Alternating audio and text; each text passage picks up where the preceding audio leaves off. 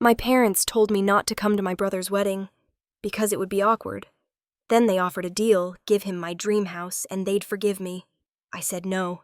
They threatened to sue. My lawyer laughed. A week later, the bride walked out mid-ceremony holding my family's dirty secrets in her hands. If you haven't subscribed to the channel yet, don't forget to hit subscribe, smash like button, and tell us in the comments where you're tuning in from. The morning air in Santa Fe still carried a chill, the kind that clung to your breath before the sun had fully claimed the sky. I parked in front of my little blue craftsman house, the one I'd spent 5 years rebuilding from the bones up, and for a moment I just sat there watching the light creep across the porch. It was the kind of morning that usually made me feel calm. But not today. Mrs. Lewis, my elderly neighbor, was watering her azaleas when she waved at me. "Emily, did you hear your brother's getting married next month?" she called out cheerfully. My stomach dropped. I forced a smile. Oh no, I hadn't heard. She tilted her head, surprised. Really? The invitations just went out. Grace is such a lovely girl. You must be so proud. I nodded, my face tight. Yes, very proud. When I walked back to my porch, something caught my eye. My mailbox was open, a few envelopes peeking out. I flipped through them, a water bill, a catalog, and then... My heart skipped. A thick white envelope with gold lettering, the same design I'd seen in Mrs. Lewis's hand. But when I looked closer, it wasn't addressed to me.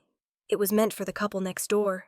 My envelope, the one with my name, wasn't there. I stood still for a long moment, staring at the paper. Then I laughed under my breath, a quiet, humorless sound. Of course, inside my house smelled faintly of sawdust and coffee. Every inch of it, every board, every layer of paint was mine. My fingerprints were buried in the walls. I had learned how to fix to mend to build, but somehow I had never learned how to belong. I tried calling my mother. It rang twice before it went to voicemail. I waited. 5 minutes later, my phone buzzed. A text from her, Emily. "It's best if you don't come to the wedding. We want the day to be peaceful. Please don't make things harder for your father." I read it twice, my thumb hovering over the screen. Then I put the phone down on the counter, staring at it like it might explain something. My parents had always been that way, careful, cold, and polished. My father, Richard Carter, was obsessed with what people thought of him. He used to tell me, "Family is reputation, Emily. And you've always made ours complicated." I used to argue with him when I was younger. I used to cry. But somewhere along the way, I stopped trying to be understood. That night, the house was quiet except for the wind pressing against the windows. I walked from room to room, fingers brushing over the furniture I had sanded and stained myself. The kitchen counters gleamed under the soft light. I'd worked overtime for months to afford them. Every screw, every nail, every plank was a piece of my own labor. But somehow, to my parents, it would never be enough. I wasn't the one they bragged about at dinner parties. That was Ryan, the golden boy, the charming one, who had failed his way upward with a grin. He could crash a car or quit a job and they'd still call him brilliant. I could rebuild a house and they'd call me difficult. I sat at my kitchen table, phone face down beside me. Outside, the trees whispered in the night wind. My throat felt tight, but no tears came. Maybe I'd cried all I could for them. The clock ticked past 10. I picked up the phone again and reread the message. The words looked smaller now, more fragile. "You're not invited. Don't make things harder." For a second, I almost typed back something polite. "I understand. I hope it's a beautiful day." But my hands didn't move. I just stared until the letters blurred. Then I deleted the thread entirely. There was a time when being excluded by them would have broken me. But sitting there in my quiet house, I felt something different. A steadiness, maybe. Or maybe just exhaustion that had turned into resolve. I got up, turned off the lights, and stood in the doorway of my living room watching the shadows stretch across the floorboards I'd laid myself. The wind howled faintly through the chimney, low and hollow. "They made their choice," I said softly. My own voice startled me. It sounded calm, almost detached. I set my phone face down on the table and whispered, "If they want a war, they'll get one." Then I walked upstairs and closed the door behind me. 2 days later, I was in my kitchen making coffee when my phone started ringing. The name on the screen made my stomach tighten. "Mom." I hesitated for a second, then answered. Her voice was soft, too soft. "Emily, your father and I have been talking. You've made him very upset, but we want to give you the chance to make things right." I leaned against the counter. Make things right by doing what, exactly? She paused just long enough for the silence to feel rehearsed. We think it would mean a lot to the family if you helped Ryan and Grace start their life together. I frowned. Help them how? There was a faint rustling, and then my father's voice came through, sharp, commanding the sound of a man used to getting what he wanted. By giving your house to your brother, he said, as a wedding gift. It's the least you can do. For a moment I thought I'd misheard. You want me to? What, you heard me, he said flatly. That house is far too big for one person. It's symbolic, really. You built it from nothing, and now it can bring this family back together. Think of what it will mean to everyone in town, to see us unified again after all these years. I could feel the blood pounding in my ears. So you're saying if I give Ryan my house, you'll forgive me? Mom's voice returned syrupy sweet. Of course, honey. We'd love to have you at the wedding again. You'd be part of the family like before. I laughed quietly, the sound catching in my throat. Like before, I repeated. You mean back when I didn't matter? Emily, my father snapped, don't start with that tone. You've always been dramatic. We're giving you a chance to do the right thing. The right thing, I said slowly, is signing my house over to someone who's never worked a day in his life. Ryan's getting married, Mom said. He deserves a home. You don't even have a husband or kids. You don't need all that space. I looked around my living room. The sunlight slanted through the windows, touching the oak floors I'd refinished with my own hands. My house still smelled faintly of paint and lemon oil. Every piece of it was a memory. The wall I'd knocked down to open the kitchen, the tile I'd redone twice because I'd wanted it perfect. Do you know what this house cost me? I asked quietly. 5 years, every paycheck, every weekend, every time you said I was wasting my life, this is what I built. My father exhaled hard through his nose. You're being selfish, Emily. That house was always meant to stay in the family. You'll have other opportunities. I closed my eyes. What happens if I say no? There was a pause. I could picture the two of them standing together in their perfect kitchen, looking smug, rehearsing this moment. Then he said it, calmly, like a business deal. Then we'll see you in court. The words hit me like a slap. You'd sue your own daughter. You're forcing our hand, he said. Don't make this harder than it needs to be, Richard. Mom interrupted softly as if that made it better. Emily, think of your brother. He needs this. You've had your chance and it's time to do something generous. Let him have a real home. A real home. I almost laughed again. No, I said finally. This house isn't just where I live. It's my life. It's mine. Don't be foolish, my father said. You'll regret this. Maybe, I said, my voice steady, but not as much as you will. I hung up before they could answer. For a while I just stood there, phone still in my hand, the hum of the refrigerator filling the silence. Part of me wanted to cry, but another part, the one that had survived their contempt for 35 years, felt strangely calm. Maybe it was shock. Maybe it was the quiet clarity that comes when you finally stop pretending you're loved the way you should be. The sunlight had shifted, crawling across the wall like time itself was moving me forward. I went to my desk, opened the drawer, and pulled out the small leather notebook I used for bills and repairs. On the first blank page, I wrote the date, March 12, 2023. Underneath, I wrote, they want to take everything I built. They want to buy back their love with my house. Then in smaller letters, I added, they think I'll fold like before. They have no idea who they're dealing with now. I set the notebook aside and took a long breath. My hands had stopped shaking. The room was quiet, filled with that still, heavy kind of peace that comes before a storm. I picked up my phone again and opened the message thread with my mother. For a long time I stared at the blinking cursor, then I typed one word. No, I hit send. For a second I thought I might feel guilt, but what I felt instead was something colder and cleaner. Relief. I closed the notebook, turned off my phone, and sat there at my kitchen table as the afternoon sun began to fade. Somewhere in Santa Fe, my parents were probably already on the phone with Ryan, telling him his sister was being difficult. I could almost hear their voices rehearsing their narrative. Let them talk, I thought. Let them underestimate me one more time. They had taken my peace, my inheritance, my place in the family, but the one thing they hadn't taken yet was my will to fight, and this time I was ready. Julia Bennett's office smelled faintly of lemon polish and paper, clean, efficient, the kind of place where no one ever raised their voice. The walls were lined with tidy shelves, casebooks arranged like a gallery of order. Behind her desk hung a framed print of Lady Justice blindfolded, holding her scales steady. She looked up when I walked in, her expression unreadable. "Emily Carter," she said, standing to shake my hand. "You sounded urgent on the phone." I sat down, clutching the folder I'd brought with me. "It's about my parents," I said. "They're threatening to sue me. Over my own house." That got her attention. She leaned back, eyes sharp but calm. "Start from the beginning." So I told her everything. From the missing wedding invitation to my father's call, the words still burned in my mind. "You'll regret this. We'll see you in court." I tried to keep my voice steady, but halfway through I heard myself laugh. It sounds ridiculous when I say it out loud. Julia didn't laugh. Not yet. She watched me like a chess player studying the board. When I reached the part where they told me I had to give up my house, her brow twitched slightly. But when I repeated my father's exact words, "We'll see you in court," she finally smiled. Then she laughed. Just once. A short, dry sound. I blinked. "What's funny?" "They just confessed," she said, still smiling. "That's attempted extortion. Civil at best, criminal if they pushed harder." I stared at her.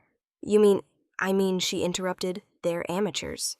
And arrogance makes people sloppy. That's good news for us." She folded her hands on the desk. "You still have their texts?" "Yes. And I kept the call log." "Good. Don't delete anything. Save every message, every voicemail. If they talk again, record it. Colorado's a one-party consent state. You're allowed."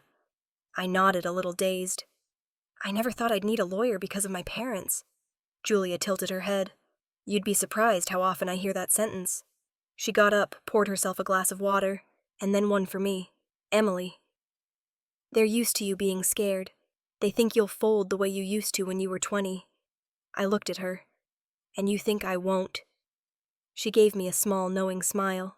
"Not with me, you won't."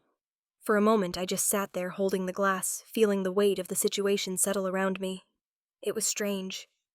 I should have been terrified, but instead there was a flicker of something else. A strange kind of relief. Like I'd been waiting for this confrontation all my life. Julia sat back down, tapping her pen against the desk. "I've seen people like your parents before. They use guilt as currency. But guilt doesn't buy much in court. What they've done, what they're threatening, isn't about family. It's about control." She opened a legal pad and began writing. "Step 1, preserve evidence. Step 2, stop communicating with them directly. Step 3, I'll handle any contact from now on." I nodded slowly. What happens if they actually file a lawsuit? "Then we counter, hard. But before that," she said, leaning forward, "I want to look at their finances. You mentioned something about a trust." My stomach tightened. "Yeah, my grandmother, Margaret Whitmore. She left money for me and Ryan when she died. My parents said I was cut out, that I'd disappointed her." Julia's pen stopped moving. "Did you ever see the will?" "No," I admitted. "They told me not to come to the reading, said it would be humiliating." I believed them. Her expression softened for a moment, then hardened again. Families lie about money more than anything else, especially when there's guilt involved. She reached for the phone on her desk and dialed. "Let's find out what they're hiding." "Who are you calling?" I asked. "Carlos Vega," she said. "A private investigator, ex-IRS. If there's something buried in those trust records, he'll find it." I watched her as she spoke on the phone, her tone clipped and efficient. "Carlos, it's Julia. I need you to run a deep background on the Whitmore estate. Probate filings, trust distributions, tax declarations, all of it. Yes, starting from 2014. No, not hypothetical. Real case, active family conflict." She hung up, then turned to me. "He'll get back to us in a few days." I sat there trying to process everything. "So, this could be bigger than just my house." Julia nodded. "If they stole from you once, odds are they've done it before. Maybe they even convinced themselves it was justified." I thought of my grandmother's hands. Rough from gardening, always smelling faintly of soil and rosemary. I remembered her saying to me once when I was a teenager, helping her fix a broken gate, "You're the only one in this family who knows how to build instead of destroy." And now, years later, they were trying to destroy the one thing I had built. Julia stood, walked over to the window, and looked out at the Denver skyline. "People like your father think the law is a weapon," she said. "They don't realize it cuts both ways." I smiled faintly. "You sound like someone who enjoys a good fight." "Oh, I do," she said without turning around. "Especially when the other side doesn't see it coming." The office was quiet for a long moment. I watched her outline against the glass, the reflection of a woman who wasn't intimidated by power. Maybe that was why I'd come. Finally, she turned back to me, her expression sharp and certain. Emily, she said they'd just made a mistake. They thought they could bully you into submission, but they've given us everything we need to take them apart legally. I let out a breath I didn't realize I'd been holding. You think I can win this? I don't think, she said simply. I know. The room seemed brighter somehow. Maybe it was the sunlight shifting through the blinds, or maybe it was the way her confidence filled the space. Julia gathered the papers I'd brought and stacked them neatly. Go home, back up your messages, and try to sleep tonight. I'll call when Carlos finds something. I stood, gathering my coat. Thank you, I said quietly. She smiled again, this time without irony. Don't thank me yet. They just picked a fight with the wrong woman. Her words followed me all the way out to the parking lot. I slid into my car, turned the key, and sat there for a minute, gripping the steering wheel. The fear that had been coiled in my chest for days began to unwind, replaced by something sharper. Clarity. Resolve. Maybe Julia was right. Maybe they had finally underestimated me for the last time. As I pulled out onto the street, the sunlight flashed across the glass towers ahead. For the first time in a long while, I didn't feel small. I felt awake. The house on Birchwood Avenue looked like it had given up on being loved. The porch sagged toward the earthboards, warped and soft from years of rain. The paint peeled in long curls, and weeds climbed through the cracks of the driveway like they were reclaiming what was rightfully theirs. I was 28 the first time I stood in front of it, holding a manila folder with the loan documents inside. My father, Richard, stood beside me, squinting in disbelief. You're buying this? He asked, his voice caught between laughter and disgust. Christ, Emily, you're standing in a graveyard. I didn't look at him. I just stared at the house. The broken windows, the skeleton of something that might have once been beautiful. My mother folded her arms, her tone colder. A woman alone shouldn't take on something like this. You'll waste your savings. Why don't you just find a condo? Something simple, something safe. I smiled faintly, because this isn't about simple. It's about mine. They exchanged a look that said everything. She's impossible, she'll fail. Let her. I signed the papers that afternoon. When I walked out of the closing office with the keys, I felt something I hadn't felt in years. Control. For once, no one else got a vote. The first night I spent there, the air smelled like mildew and dust. I slept on an air mattress surrounded by plastic sheeting, the sound of wind slipping through the window frames. I should have felt lonely. Instead, I felt awake. By Giuoit, I worked 10-hour shifts as a project coordinator at a construction firm. By night, I tore down drywall and watched YouTube tutorials until my eyes blurred. I learned how to fix copper pipe, how to sand floors, how to use a saw without taking off my fingers. The first time I tried to solder a joint, I burned my palm so bad it blistered. I remember holding an ice pack against it and laughing. Learning hurts, I told myself out loud. Weekends, I hauled debris to the dump-filled dumpsters painted over water stains until my hands cramped. My friends stopped calling after the third time I canceled drinks to work on that old wreck. They started calling me the girl who builds houses. It didn't bother me. I didn't need them to understand. The house understood. When my parents finally came to visit a year later, the worst of the damage was gone. The roof no longer leaked. The floors gleamed under the new finish. I'd even planted a small maple tree in the front yard. My father walked through the door, sniffed the air, and said, "Well, it's better than I expected." My mother ran her finger along a windowsill and frowned. Still dusty. You should hire a cleaning service, Emily. This is too much for one person. I smiled politely and offered coffee. They stayed 20 minutes. As they were leaving, my father said, "It's decent, but don't get too attached. It's not exactly prime real estate." When they drove off, I stood on the porch and watched the taillights fade.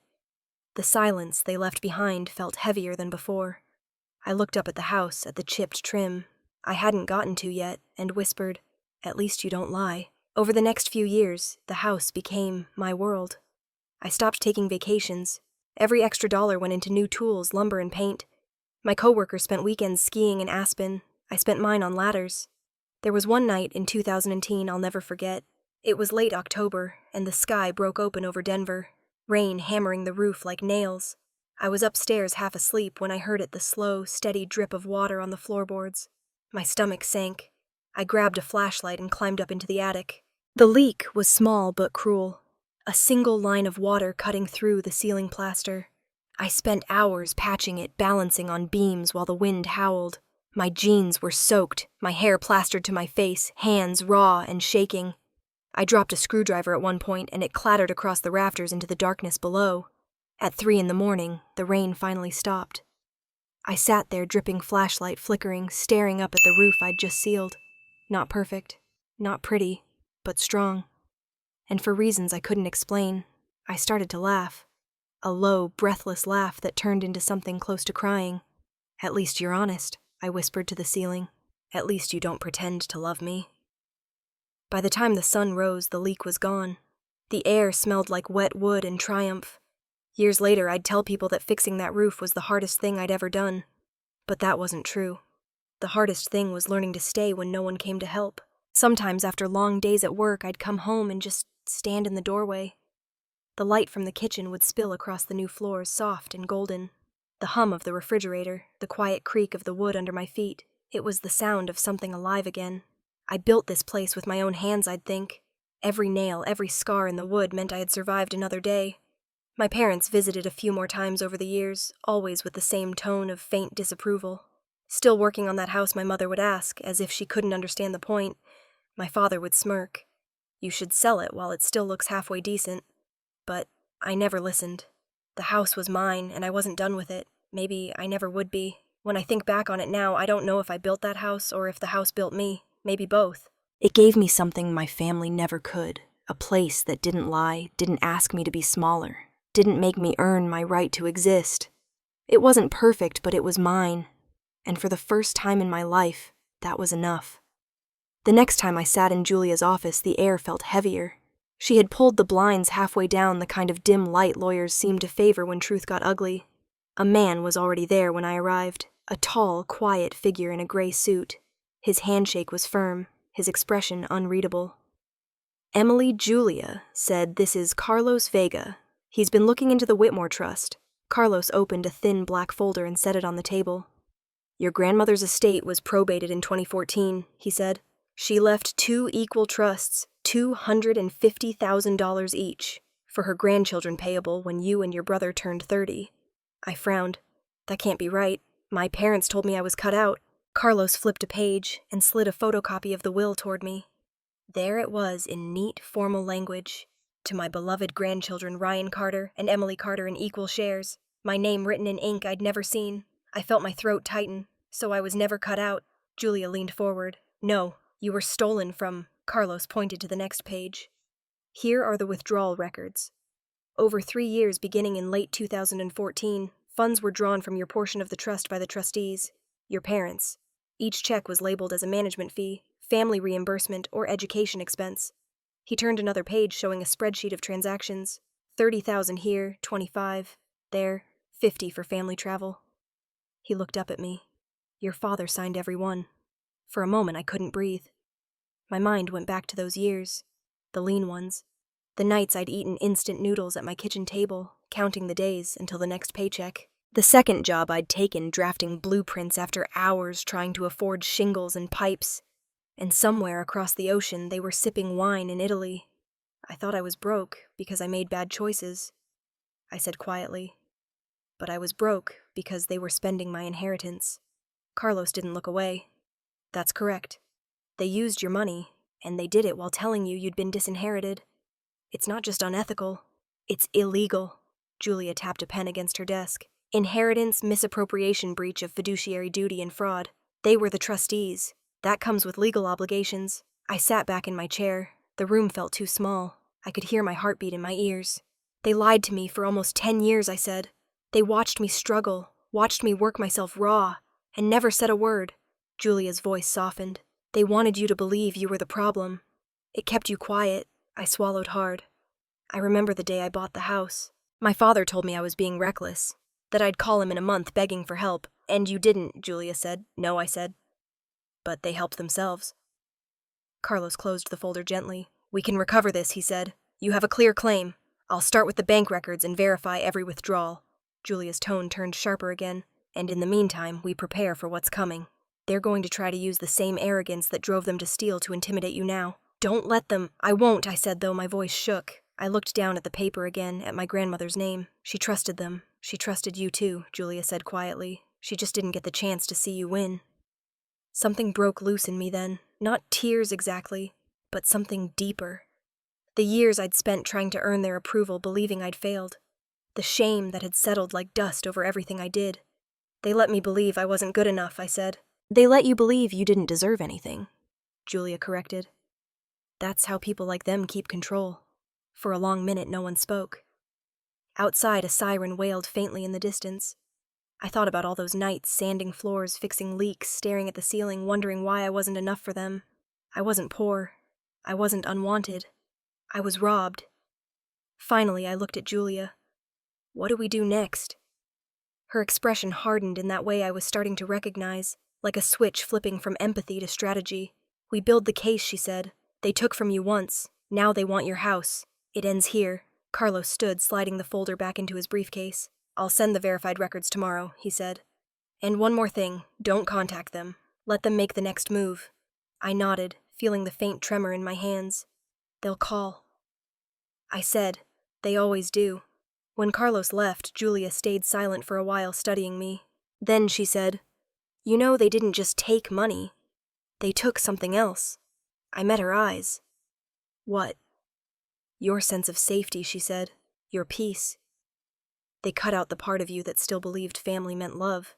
That's what you're really fighting for. Her words hit deeper than I expected, and nodded slowly. Then that's what I'll take back. Julia leaned forward. Good, because once you stop trying to please people like them, they lose every ounce of power they ever had. I looked at her, my pulse steadying. If they want to fight, I said, I'll show them something they can't destroy. A flicker of approval crossed her face. That's the spirit. She reached for a stack of forms on the corner of her desk and handed me a pen. This authorizes me to act on your behalf. Once you sign, it's official. I took the pen, the metal cold, against my fingers and signed my name in blue ink. The moment the pen lifted, I felt something shift inside me, like drawing a line through the past. Julia smiled faintly. Welcome to the first day of the rest of your life. The desk lamp reflected off the polished wood, a small pool of light surrounded by shadow. I stood, slipped my coat on, and turned toward the door. As I stepped into the hallway, I heard her call after me, her voice calm and certain. They have no idea what's coming. Neither did I, not fully, but for the first time in years. I felt ready to find out. When I got back to Santa Fe, the air felt thinner, sharper. It was strange how a place could look exactly the same and still feel hostile. My office at the design firm sat on the corner of a quiet downtown street filled with the sound of printers and polite small talk. Normally, it was my safe space. That week, it wasn't. The first day back, I could feel the difference before anyone said a word. My coworkers, people who had once smiled when I brought donuts on Fridays, suddenly seemed busier. The conversation in the break room went quiet when I walked in. One of them, Lisa, offered a tight smile and said, "Rough week, huh?" I just nodded. By lunchtime, I understood why. There were whispers, half sentences that trailed off when I turned around. Her parents cut her off. Something about a lawsuit. She's unstable. The word unstable echoed in my mind like a drumbeat.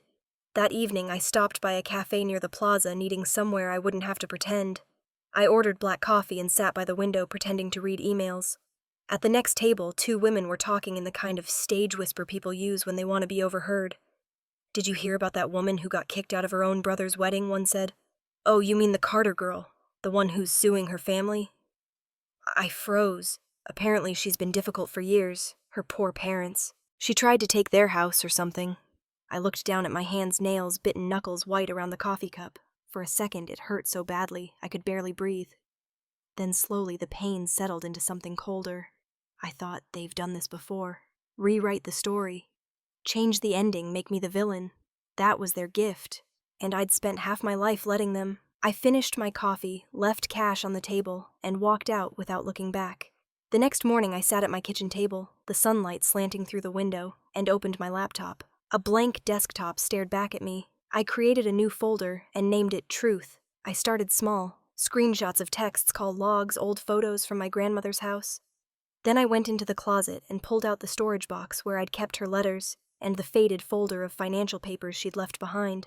I scanned every document one by one until my fingers cramped. Every receipt, every note in her handwriting that mentioned the trust. The sound of the scanner was hypnotic, mechanical, steady. It was almost peaceful. By the time I finished, the folder was full. I saved it twice, once to a flash drive, and once to an external hard drive. I labeled both with the same word: evidence. My phone buzzed. A video call from Julia.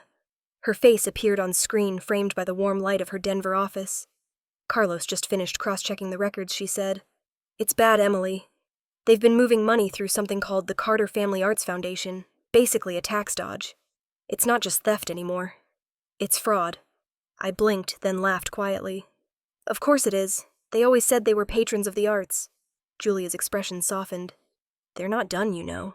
They'll try to turn everyone against you first, make you look unhinged. It's a classic move. Get the public on their side so you're isolated. I nodded. They're already doing it. I heard it at work. At a coffee shop. My reputation's the opening act. Then we make the truth the main show, Julia said. Let them talk. When the facts come out, they'll choke on their own stories. I smiled for the first time that day. Impressive speech, counselor. She raised an eyebrow. You think I rehearse constantly? I said. And she laughed. The sound of her laughter steadied me. After we hung up, I stayed at the table, staring at the screen. The folder labeled Truth glowed in the corner of my desktop. I whispered, Im lang tung kien toi, Antoine, Nyung jo im lang se la vu hi. Silence used to protect me. Now it was strategy. That afternoon, I drove across town to clear my head.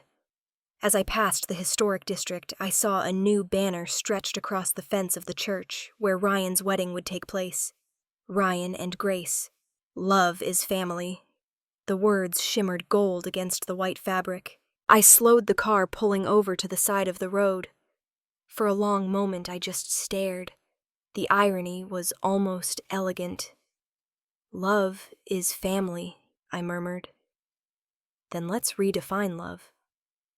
I took a picture of the banner, not because I needed proof, but because it felt symbolic. The calm before the unraveling.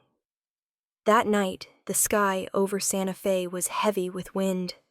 I sat at my desk printing out the documents I'd scanned earlier. The printer hummed page after page until the stack grew thick enough to make a sound when I dropped it onto the table.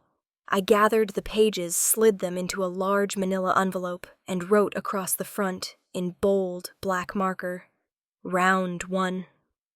As I sealed it shut, the wind outside picked up whistling through the cracks of the old window frame. For the first time in days, I didn't feel like I was drowning. I felt grounded, calm, deliberate, focused. They could whisper. They could lie. But I had something stronger now. I had the truth, and I wasn't afraid to use it. I placed the envelope on the edge of my desk, turned off the light, and stood in the doorway for a moment, watching the moonlight spill across the floorboards. The house was silent, but it didn't feel empty. It felt ready. So was I. The light in Julia's office was almost too bright that morning. A cold, white clarity that left no shadows to hide in. Papers covered every inch of her conference table. Bank statements, notarized letters, and the crisp, black-and-white copy of my grandmother's will. The air smelled faintly of toner and strong coffee.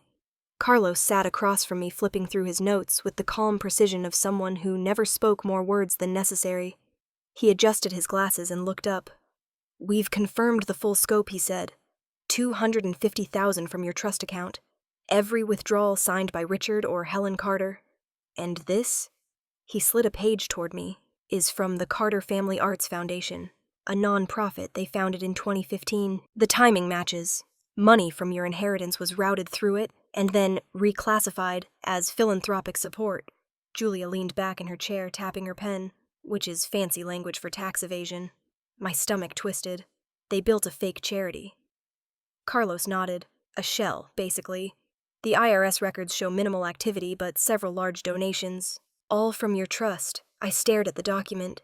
The signature at the bottom of one page, my father's sweeping cursive, looked so familiar. He'd written it on every birthday check, every report card letter when I was little. Seeing it there next to the word withdrawal made my throat burn. Julia folded her hands. We have everything we need. Now what we wait. They'll strike first. They always do. When they do, we counter. I looked up at her. I don't want to just win, Julia. I want them to see it. I want them to look me in the eye and know they can't bury me anymore." Her expression softened for a fraction of a second. "Then we'll make sure they do." For a few days I tried to live normally. I went to work, kept quiet, waited for the next move. It came sooner than I expected. The envelope was thick and cream-colored, embossed with the letterhead of a law firm in Santa Fe. I opened it at my desk and read the first line. "Formal demand for the return of family property and relinquishment of the residence located at 219 Birchwood Avenue to the rightful heir Ryan Carter." My pulse kicked hard. I called Julia immediately. "It came," I said. She didn't even sound surprised. "Good," she replied. "Now it's our turn." By the time I got to her office that afternoon, she already had a new file open. Her energy was electric sharp. "We respond with a counterclaim," she said. 5 counts. Inheritance theft, breach of fiduciary duty, tax fraud, extortion, defamation of character. I tried to process the words. "That's a lot."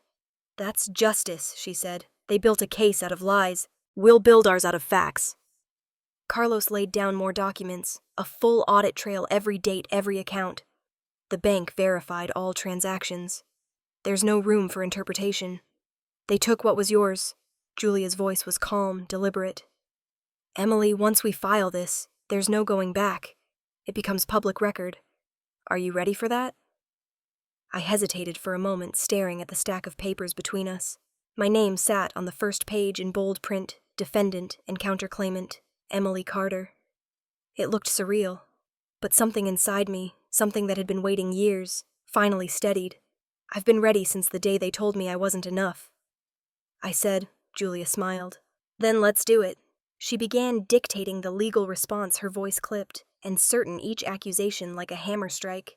Count 1, misappropriation of inheritance funds totaling $250,000. Count 2, breach of fiduciary duty as trustees of the Whitmore Trust. Count 3, tax fraud related to misreporting charitable deductions. Count 4, extortion via coercion of property under emotional duress. Count 5, defamation of character and false representation within the community. Her assistant typed furiously in the corner. The sound of the keyboard filled the room like gunfire. When she finished, Julia pushed the papers toward me. "Your turn." I picked up the pen, my fingers trembling just slightly. The ink flowed smoothly across the page as I signed. The name Emily Carter looked different now, stronger, cleaner, untethered. They taught me how to build walls. I said quietly, almost to myself, but they forgot I could use bricks for defense. Julia looked up from the documents, the hint of a grin curving her mouth. "That's going in my next closing argument." I laughed softly, the tension easing just enough to breathe. When everything was signed and sealed, Julia placed the file into her leather briefcase, with care, snapping the clasp shut. The sound echoed in the room like the click of a lock turning. She looked at me across the table, her tone almost gentle now. "You know what I like most about this." "What I asked. When women stop apologizing for surviving," she said. "That's when the story changes." I held her gaze, my voice low. "I'm not sorry. Not anymore." She nodded once, a small gesture of approval, and stood. "Then go home. Rest. The war officially begins tomorrow." As I left her office, I caught my reflection in the glass door, a woman who no longer looked scared. My heart was steady, my steps were even. Outside Denver's late afternoon light cut through the haze, gold and hard. Cars moved along the boulevard, the world carrying on as if nothing had changed. But for me, everything had. I walked toward my car, feeling the weight of the briefcase in my hand. Inside it was paper ink proof, but more than that, it was the beginning of something irreversible. For the first time in my life, I wasn't defending who I was. I was demanding acknowledgement of what they had done. By the time I reached the parking lot, the wind had picked up warm and dry against my face. I closed my eyes, inhaled deeply, and whispered, "Let them come." Because now I wasn't the girl they remembered. I was the woman they'd made. And that was their first mistake. The Carter house looked exactly the same as it always had, perfect, polished, and cold. The kind of place where silence had always been more dangerous than shouting. The driveway was lined with rental cars, and the warm glow of the dining room spilled through the tall windows. From the sidewalk, you could already hear the clinking of silverware, the muffled laughter that never quite reached the eyes. Julia parked in front, her expression unreadable. Carlos sat in the back seat, flipping through a black briefcase on his lap. I stared at the front door, that familiar oak archway, and felt something strange. Not fear this time, but anticipation. Julia looked at me, ready more than ever. She smiled slightly. Then let's feed the wolves. When Helen opened the door, her perfume hit me first, sweet, floral, suffocating. Her smile was a mask she'd worn all her life. Emily, I'm so glad you came. Behind her, my father's voice echoed from the hall. Finally, we were starting to think you'd lost your nerve. I stepped inside. The house smelled like lemon polish and old pride. The dining table gleamed beneath a chandelier the size of a small planet. Ryan was already seated halfway down the table beside Grace, who looked beautiful and tense, twisting her napkin in her lap. Two of my aunts sat across from them, Carol and Diane, eyes sharp, pretending curiosity instead of judgment. Julia and Carlos followed me in, uninvited, but unmoved. I could almost hear my father's thoughts. How dare she bring witnesses into my house? Shall we sit? Helen said too brightly. Dinner began in silence. The clinking of cutlery sounded like glass breaking. No one touched much of the food. My father cleared his throat once, twice, then finally said, "We can settle this quietly, Emily. There's no reason for things to get ugly. You just need to sign over the house." Julia spoke before I could answer. Her voice was calm, professional, and ice cold. "That's not going to happen," Richard frowned. "And you are Julia Bennett, counsel for Emily Carter." She reached into her briefcase and placed a thick folder on the table. "Since you've brought up settlements, let's review what we're actually talking about." Helen tried to laugh. "Oh, this isn't necessary. I'm sure this is all just a misunderstanding." Julia cut her off with the sound of the folder snapping open. "This," she said, sliding papers forward, "is the original will of Margaret Whitmore, filed in probate court in 2014.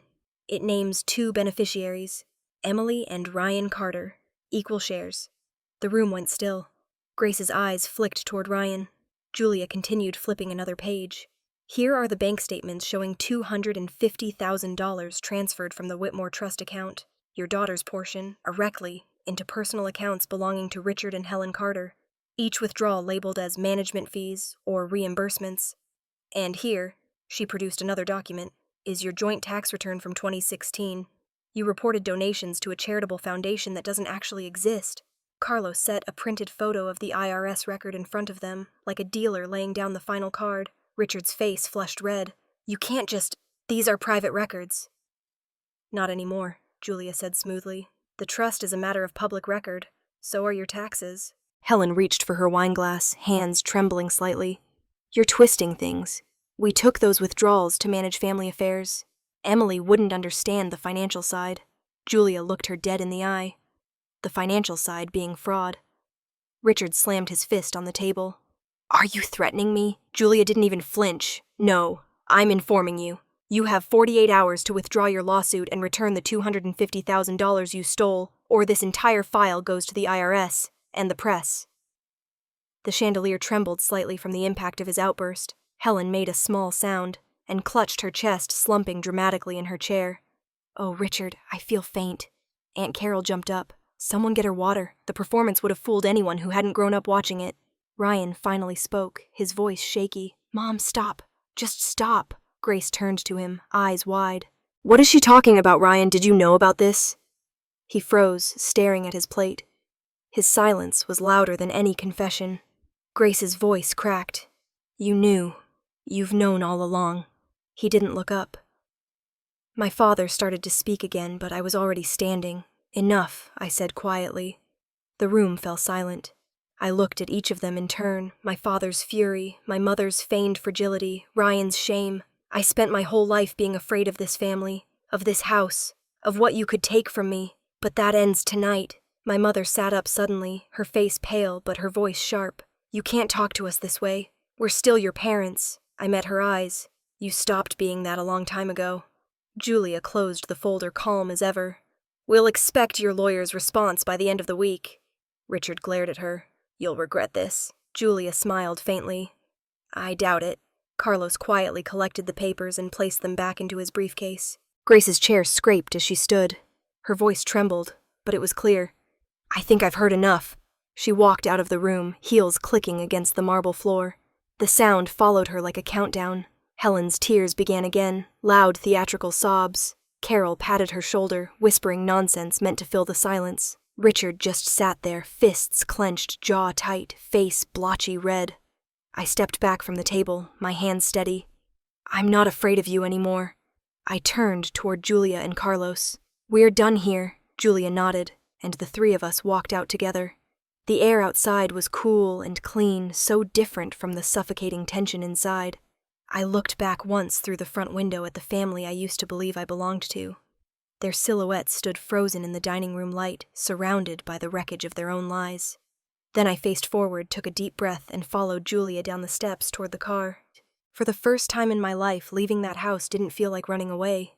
It felt like freedom. The morning of the wedding was blindingly bright, the kind of light that made Santa Fe look almost too clean, too perfect. The local news had been talking about the event all week, the Carter family wedding at the historic Andalusia Hotel. A celebration of legacy, one article called it. The irony wasn't lost on me. In Denver, the sky was gray quiet. I stood in my kitchen pouring coffee into a chipped mug, the smell rich and grounding. My phone buzzed on the counter, vibrating against the wood. I didn't look at it right away. I already knew what day it was. When I finally did, there were 3 new notifications, 2 from news alerts, 1 from Julia. Her message was short: "Grace has everything. Let's see what she does." Julia had sent Grace the documents a few days earlier, the trust records, the withdrawals, the tax filings. She'd attached a simple note: "If you want the truth before you marry into it, read this." I'd asked her if that was going too far. She'd smiled and said, "Emily, sometimes the truth doesn't need to be shouted. It just needs to arrive on time." So now I waited. I took my coffee to the window and watched the street outside. The neighborhood was still waking up. A jogger passed by. A couple of kids biked past, laughing. It was just another morning for everyone else. For me, it was the last morning my family's lies would live unchecked. An hour later, I turned on the TV. The local Santa Fe station was running live coverage of the wedding. The screen showed the hotel courtyard dressed in white and gold sunlight glinting off crystal glasses. Guests fanned themselves with printed programs. My brother Ryan stood at the altar, smiling like a man who'd never worked for anything in his life. Grace walked down the aisle on her father's arm, her face unreadable. She looked stunning, elegant, poised, but her eyes didn't smile. I leaned closer to the screen, studying her. She had the expression of someone standing in a place she no longer belonged. The ceremony started smoothly, as these things always do. The officiant's voice carried through the speakers words about love and commitment. My parents sat in the front row, radiant, perfectly composed. My mother dabbed at her eyes as if the whole performance had moved her to tears. My father kept his arm around her shoulder, playing the part of the devoted husband and proud father. But when the officiant invited Grace to share her vows, she didn't reach for Ryan's hands. Instead, she took the microphone from the stand. The crowd murmured, softly confused. Ryan turned toward her, whispering something that made her flinch. Then she looked up, and her voice rang clear through the speakers. "Before I say anything else," she began, "I need to tell the truth." The room stilled. Even the breeze seemed to stop moving. "This wedding was supposed to be about love and honesty," she continued. "But I can't stand here and pretend I don't know what kind of people I'm marrying into." A ripple of whispers swept through the crowd. My father stiffened, his smile faltering. Grace lifted a stack of papers from the podium, pages bound together with a red clip. The sunlight caught the corner of the top sheet. I recognized it instantly, the trust documents Julia had sent. "These," she said, her voice trembling but steady, "are financial records. They show that the money funding this wedding, your family's money, was stolen from Emily Carter, Ryan's sister." The courtyard erupted in murmurs. Someone gasped. The cameraman hesitated, the lens zooming in and then pulling back like he wasn't sure what he was allowed to film. Grace kept speaking louder now. $250,000, taken from the inheritance her grandmother left her, laundered through a fake foundation and used to pay for things like this. The officiant stepped back, looking helpless. Ryan reached for her arm. "Grace, stop. You don't know what you're talking about." She pulled away. "I know exactly what I'm talking about. I've seen the bank statements, the signatures, your parents' names." My mother's voice could be heard faintly through the mic. "This is outrageous. She's lying." Grace turned toward her calm and unflinching. I'm not lying, Mrs. Carter. I'm telling the truth you tried to bury. Then she looked back at Ryan, her voice breaking slightly. You let me believe you came from a family that built things, but you built this life on theft and lies. And I can't marry that. She reached for her left hand, slipped off the diamond ring, and placed it on the edge of the podium. I can't marry a man who watched his sister suffer so he could live comfortably. For a moment, no one moved. Then quietly, she walked down the aisle, bouquet still in hand, the cameras flashing wildly as she passed. On the TV screen, I saw my brother standing, frozen face drained of color. My father shouted something off mic. My mother reached for him. Her expression a mix of fury and disbelief. A man in the crowd called out, "Is this true?" And the noise swelled, chaos breaking through the perfect facade. I muted the sound.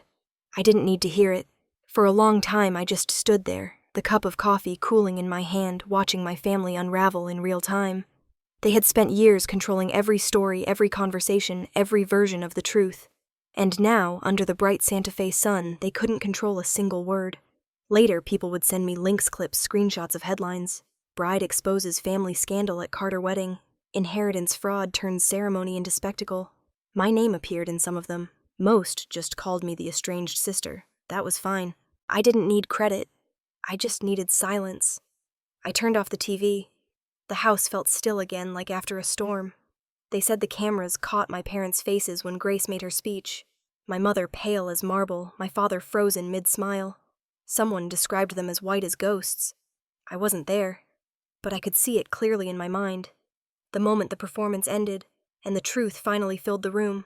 The day my family's legacy was rewritten by their own hands, and for once, I didn't have to lift a finger. By Monday morning, the story was everywhere. It was on the front page of the Santa Fe Chronicle, splashed across local news sites, whispered in cafes and offices. The headlines were merciless. Carter family wedding implodes. Amid inheritance scandal, bride walks out. After exposing family fraud, every photo was the same. Grace in her white dress standing at the podium, her face fierce and calm. Behind her, my parents looked frozen in shock. I didn't need to read the articles to know what they said. I'd lived the story. I sat in Julia's office watching the television mounted in the corner.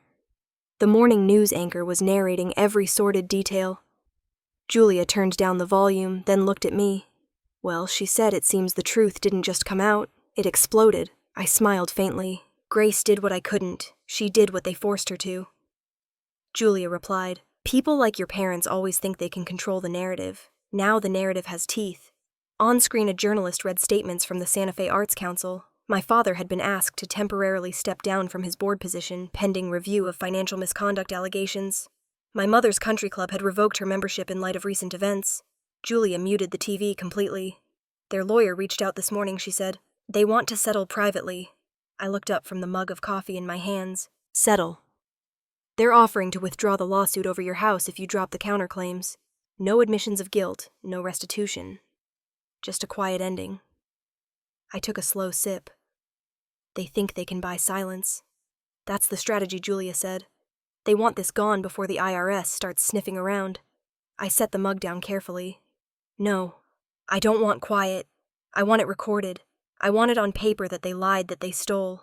I want the truth to have a permanent address. Julia studied me for a moment, then nodded once. That's exactly what I hoped you'd say. She pulled a blank legal document from her drawer, typed for several minutes, and read aloud as she worked. In response to the proposed settlement counsel for Emily, Carter rejects any arrangement that does not include 1, full withdrawal of their lawsuit, 2, repayment of all misappropriated funds, and 3, public acknowledgement of wrongdoing to be filed with the court. She paused, glanced up at me. Sound right? I nodded. Make sure they can't hide behind charity or reputation ever again. Done, she said. She signed the letter, slid it into an envelope, and handed it to her assistant. Fax email and overnight this. The assistant left, closing the door softly behind her. Julia leaned back in her chair, crossing her arms. You've handled this better than most people would. I gave a half smile. I had a lifetime of training in disappointment. Fair enough. We sat in silence for a moment, the hum of the air conditioner the only sound. Then Julia said quietly, You realize what's next, right? The IRS investigation. Once this hits their desk, your parents won't just be embarrassed. They'll be audited. I didn't flinch. Good. That afternoon, I went back to my apartment and opened my laptop. My inbox was full. Journalists, acquaintances I hadn't heard from in years, even a few strangers who claimed to admire my courage. I deleted every one. I didn't need validation. I needed peace. By evening, my phone buzzed with a text from an unknown number. "We need to talk. Please. Mom is sick over this." It was from Ryan. I stared at it for a long moment, then locked the screen. Some things didn't deserve a response. The next day, Julia called. They replied. Her voice carried that clipped tone she used when she was about to deliver bad news to someone else. Their lawyer's name is Edward Sloan. He's rattled. His clients are crumbling. The Arts Council has launched a review. The club leak is confirmed. They're out of the inner circle, Emily. Completely. For a second, I felt a pang. Tiny, sharp, unexpected. That part of me that still remembered being a little girl standing in a too-stiff dress at charity dinners, wishing my parents would look at me the way they looked at everyone else. Then the pang passed. "What about the letter?" I asked. Julia exhaled. "He read it. He said they need time to respond." Richard sounded defeated. I pictured my father sitting in his office, hands trembling over his whiskey glass. The newspaper headlines staring back at him. My mother pacing, crying in that performative way she always had. Except, this time, there was no one left to applaud her pain. At that same moment, miles away, that exact scene was happening. Richard sat in his leather chair, the curtains drawn, his phone silent. The faxed letter lay on the desk in front of him. The words seemed to blur. His hand shook when he picked it up. Across the room, Helen sat on the couch, face streaked with makeup. "We're finished," she whispered. "They'll ruin us." He stared at the letter, jaw tight. "They already have." Helen began to sob again. "You promised this would never touch us. You said she'd stay quiet. I misjudged her." He said softly, "She's not the same girl anymore." When Julia told me later how their lawyer had described that call, I didn't feel joy, not exactly. What I felt was stillness. The kind that comes after years of noise. The story had run its course through every local outlet. The family name that once opened doors now shut them. Ryan couldn't keep his job. His boss didn't want to be associated with controversy. The invitations, the social smiles, the phone calls, all vanished overnight. By Friday, Julia received another message from Sloan. "My clients are reconsidering their position. Expect a formal response within the week." I sat in her office again that evening, watching the sun dip behind the city skyline. The orange light stretched across the desk, catching on the polished edge of her fountain pen. Julia looked at me. "It's starting to collapse." I nodded. "They built everything on lies. This was inevitable." She smiled faintly. "You'd make a good lawyer, you know." "Maybe," I said. "But I think I prefer building things that last." She nodded, understanding the weight beneath the words. As the office lights dimmed, I thought about all the years I'd spent chasing their approval, thinking if I worked hard enough or stayed quiet enough, I could earn their love. But now, watching the empire they'd built on deceit begin to crumble, I realized something simple. It had never been mine to save. By the time I left, the sky had gone dark. I walked to my car, the city humming faintly around me. The air was cool, sharp, almost clean. For the first time in my life, I didn't feel like running from my family's shadow. I was standing right in the middle of it, and it no longer scared me. By February 2024, it was no longer a rumor, it was official. The IRS had opened a full investigation into the Carter family's finances. What started as gossip on social media had turned into formal charges, subpoenas, and frozen accounts. The story made national headlines this time. Santa Fe family faces IRS fraud probe after wedding scandal. It didn't matter how carefully they'd curated their reputation. The truth had already taken root. I watched the coverage from my living room, legs curled under me, a blanket around my shoulders. On the screen, a reporter stood outside my parents' now empty mansion. A for sale sign leaned crooked in the front yard. The anchor's voice was calm, almost detached. "The Carter family is expected to pay significant restitution following allegations of inheritance fraud and tax misreporting. According to court documents, all proceeds from the sale of the property will go toward penalties, interest, and repayment to their daughter, Emily Carter." I turned off the TV. The silence that followed wasn't heavy. It was light like the air after a storm. 2 weeks later, a courier delivered an official envelope from Julia's office. Inside was a single check, a bank draft confirming the full repayment, $250,000 plus interest accrued over 10 years. I stared at it for a long time before I folded it neatly and placed it back in the envelope. I didn't feel triumph. I felt closure. That same afternoon, an unfamiliar name appeared in my email inbox, Caleb Morgan, attorney at law. The message was brief. Dear Ms. Carter, I was your grandmother, Margaret Whitmore's personal attorney. Before my retirement, she left instructions that a certain item be delivered to you in person. Please contact my office at your earliest convenience. The following morning, I drove to Santa Fe.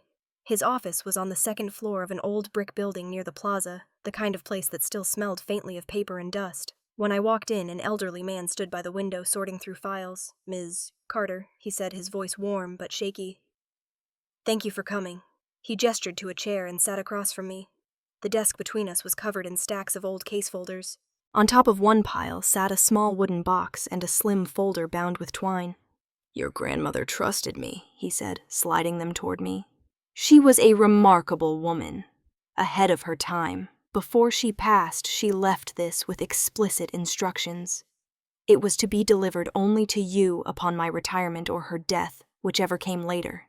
I brushed my fingers over the lid of the box. The wood was dark, polished, smooth with age. What's inside? He smiled softly. I never looked, but I can tell you she spoke about you often, said you reminded her of herself, stubborn, loyal, and too honest for your own good. My chest tightened. She said that. He nodded. She knew the road ahead wouldn't be kind. She wanted to make sure you had something untouched by anyone else. He handed me an old-fashioned passbook, its cover faded blue. There's a small savings account in your name. She opened it herself, separate from the family trust. $50,000 left to accrue interest. It's now worth closer to 70. I couldn't speak for a moment. All I could do was run my hand across the embossed lettering Santa Fe Community Bank. My grandmother's signature was there, delicate but steady. Caleb leaned back in his chair, his eyes kind. She told me once, my son has a good face for deception, and my daughter-in-law has a cold heart. But Emily has my spine. I think she'd be proud of how you've used it. I blinked hard, trying not to cry. Thank you, I whispered. He smiled again, that gentle, knowing look only old people who've seen too much can manage. No, Ms. Carter. Thank her. When I got home, the afternoon light had turned golden. I set the box on my kitchen table and just looked at it for a while, afraid to open it and end the mystery. Finally, I lifted the latch. Inside was a folded letter written in my grandmother's familiar hand.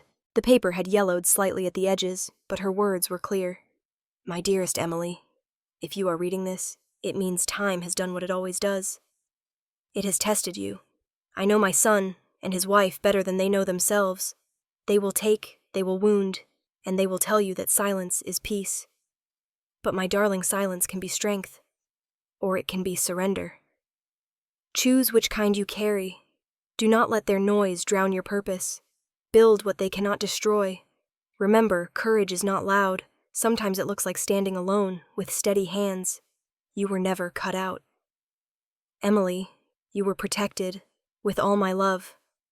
Grandma Margaret, by the time I finished reading, the words blurred through my tears. I pressed the paper to my chest and sat there for a long time, the afternoon sun sliding through the window blinds. She'd known. She'd seen all of this coming, and she'd left me something purer than money. She'd left me clarity. Later that night, I opened my laptop and created a new document titled Carter Restoration and Design, LLC. It wasn't just a name. It was an idea. A way to take everything I'd learned from rebuilding my house, from surviving my family, and turn it into something useful. A company that would help single women learn to restore homes and manage their finances so no one else would ever have to depend on people who used love as leverage. I transferred part of the money from the new account to a business savings plan and made the first deposit myself. When the paperwork was done, I opened the box one last time and placed my grandmother's letter back inside. Then I hung her photograph above my desk, a black and white portrait of her standing in her garden, hands in the soil, a faint, knowing smile on her face. The last light of the day poured through the window, touching her frame. I could almost hear her voice, calm, steady, proud. I smiled back, whispering, "You built this, Grandma. This. I just finished the job." and for the first time since this all began, the silence in the house wasn't empty. It was peaceful.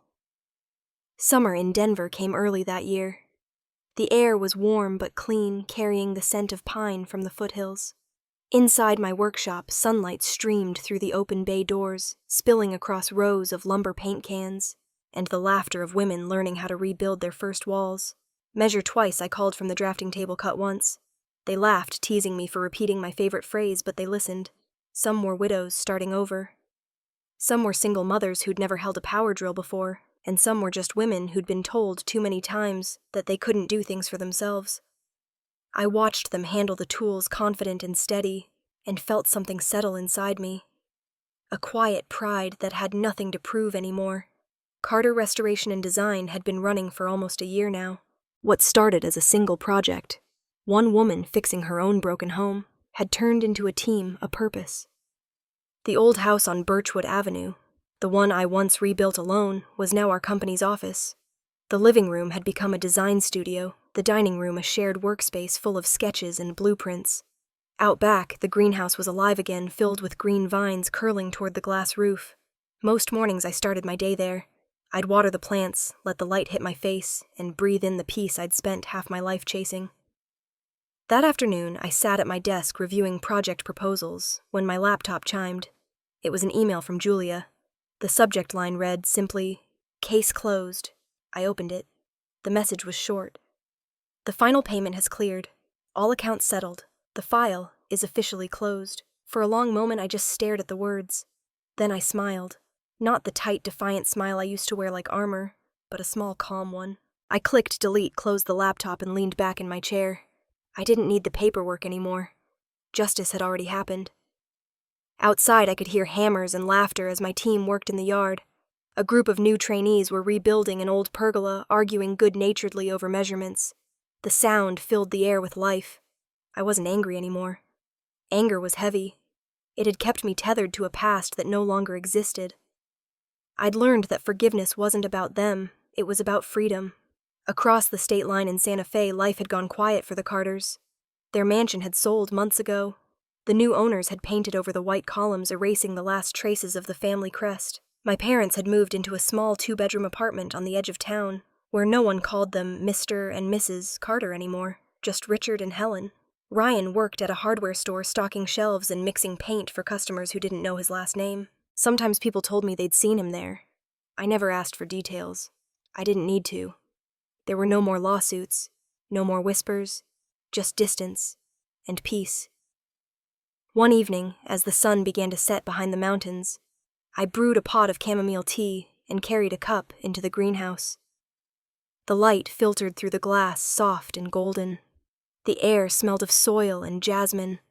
On the far wall hung the framed letter from my grandmother, the one she'd written all those years ago. Build what they can't destroy.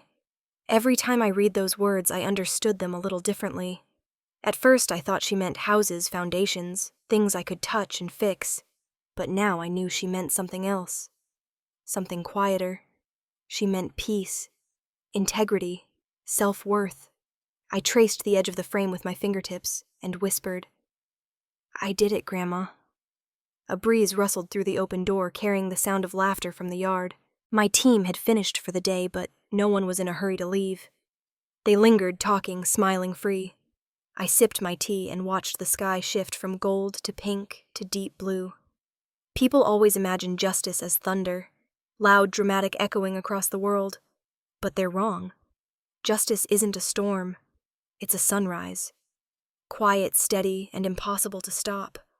It's the moment when everything that was hidden becomes visible, and the people who lived in shadows finally step into light. As the first stars appeared, I sat in the glow of my greenhouse and felt that light reach me. For years, my silence had been their weapon. Now it was mine. They used it to control. I used it to heal. They mistook my restraint for weakness, but it was power because I chose it. I looked out at the horizon, the soft hum of life all around me, and thought about the women I'd met through this work, the ones still learning to rebuild their homes and themselves. I hoped they'd learn what I finally had, that survival isn't the end of the story. It's the foundation. And above all, that truth doesn't need to scream to be heard. It just needs you to stop being afraid. If you've ever been hurt by the people who were supposed to protect you, remember this. Your peace is proof that they didn't win, because sometimes the sweetest revenge isn't fire, it's peace. It's the sound of laughter where there used to be fear. It's waking up one morning and realizing you're free. And as the sun rose over Denver, flooding my greenhouse with light, I finally understood that's what justice really looks like. The beginning of a new day. If this story touched something in you, don't forget to subscribe, leave a comment, and tell me where you're listening from. Because somewhere out there, someone needs to hear that it's okay to start again. And that silence, when chosen, can be the loudest truth of all.